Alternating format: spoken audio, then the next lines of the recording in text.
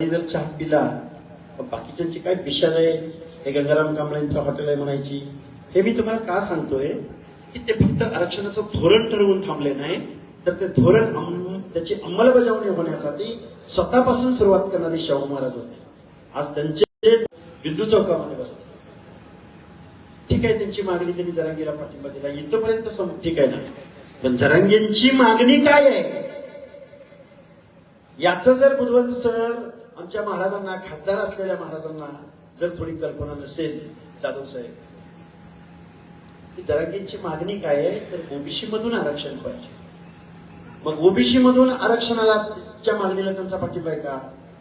आणि मग जर त्या शाहू महाराजांच्या वारसा सांगणाऱ्या माणसांनी, ज्यांनी स्वतःच्या नावापुढे छत्रपती हे नाव गॅजेट करून लावलं,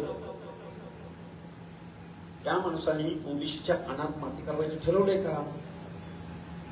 जरांगेंच्या आंदोलनाला पाठिंबा देत त्यांचं काय आंदोलन, काय मागणी आहे हे न पाहता जर शाहू महाराजांचे वारस त्याला पाठिंबा देत असतील, तर तुम्ही आम्ही जायचं कुणाकडे? तर तुम्ही जायचं ही लोकशाही.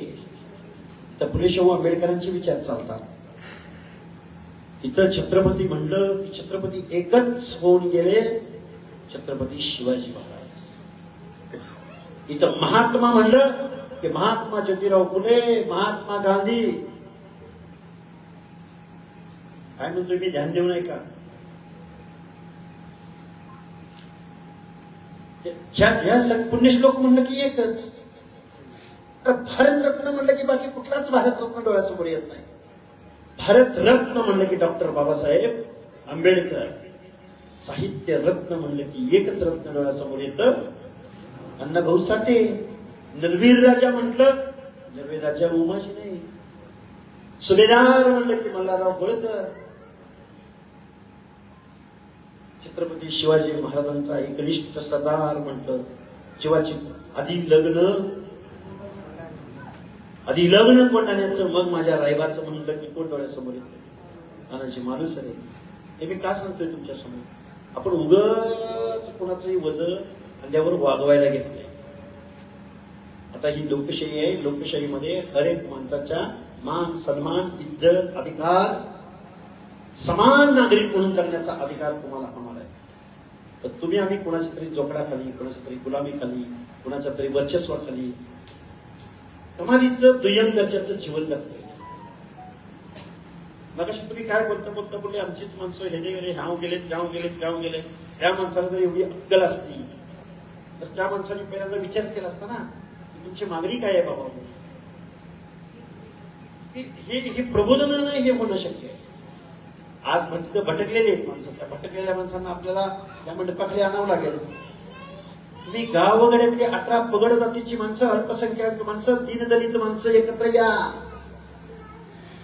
हे आमदार खासदार तिथं रांगा लावून जातात ना, तीच माणसं तुमच्या वाड्यावर, वस्तीवर, कांद्यावर, पाड्यावर, गल्लीत हर एक ठिकाणी येतील. कारण लोकशाहीमध्ये मताला अधिकार आहे. आणि त्या मताचा काउंट, त्या मताची टाळकी, बटन दाबणारी टाळकी तुमच्याकडे जास्त आहे. पण टाळकी जास्त आहे म्हणून चालणार नाही. त्या टाळक्यामध्ये एकीचा धागा गुंफावा लागेल. मग हे धाडस करायचं कुणी? एखादा धाडस करायला लागला तर त्याला रिप्लाय द्यायचा कुणी? म्हणून आज दिवसभरामध्ये लोणार परिसरामध्ये जेवढ्या सभा झाल्या, 100 बडकर एक सभा झाल्या. खरं तर मला इथं खूप काही बोलायचं, पण सगळ्या मुद्द्यांना हात लागलेला आहे. त्यामुळे आता परत त्याच गोष्टी तुम्हाला सांगण्याच्या भानगडीत पडत नाही. तुम्ही आम्ही सगळेजण लोक एकत्रित येऊया. आज ही लोणार मधली खूप चांगली सभा तुम्ही घेतली. खऱ्या अर्थानं गावगड्यातल्या सगळ्या माणसांना आपण आव्हान करूया, एकीची वज्रमूठ उभी करूया. गावगड्यातला माळी, साळी, कोळी, तेली, हटकर, धनगर, संगर, वंजारी, लोणारी, परीट, गुरव, घडशी, नाभिक, सुतार, लोहार, कुंभार, भेडर, रामोशी, जोशी, कुरमुड्या जोशी, मेडंगिया जोशी, भटक्या विमुक्त अ मधला, भटक्या विमुक्त ब मधला, भटक्या विमुक्त क मधला, भटक्या विमुक्त ड मधला, अल्पसंख्याक एससीबीसी मधला, आमच्या मुस्लिम समाजामधला, छप्परबंद पासून, केल्या तांबोळ्यापासून, कासारापासून हर एक 50 ते 60% मुस्लिमांमध्ये ओबीसी मध्ये आहेत. 54 जाती. बरोबर. शब्बीर भाई अन्सारी नावाच्या स्वर्गीय शब्बीर भाई अन्सारी आत्ताच काल परवा त्यांचं जालन्यामध्ये निधन झालं. महाराष्ट्रामध्ये ओबीसीच्या आरक्षणाची लढाई लढली कुणी? जनार्दन पाटील चुनाभट्टीवाले, दिबा पाटील शेतकरी कामगार पक्षवाले रायगडचे, प्रतापराव ठाकरे तुमच्या भागातले. एका नावं घेतली मी तुमच्यासमोर. शिवाजीराव बापू शेट्टी असतील, परत नंतर आलेले अण्णासाहेब डांगे असतील, गोपीनाथरावजी मुंडे असतील, शरदरावजी भुजबळ असतील, जालन्याचं समता परिषदेचं आंदोलन असेल, थोडस नंतर झालं ते आंदोलन, पण ते माणसं होती त्या प्रक्रियेमध्ये. मनोज जरांगेला ओबीसीचं आरक्षण पाहिजे. मनोज जरांगेला बीपी मंडळचं नाव घ्यायला लाज वाटते. मनोज जरांगेला ओबीसीच्या ताकातलं घ्यायचंय, पण मनोज जरांगेला विश्वनाथ प्रताप सिंगांचं नाव, बीपी मंडळाचं नाव घ्यायला लाज वाटते. ओबीसीचं आरक्षण मागत असताना, सामाजिक मागासांचं आरक्षण मागत असताना त्यांना फुले शाहू आंबेडकरांचा बॅनरवरती फोटो चालत नाही.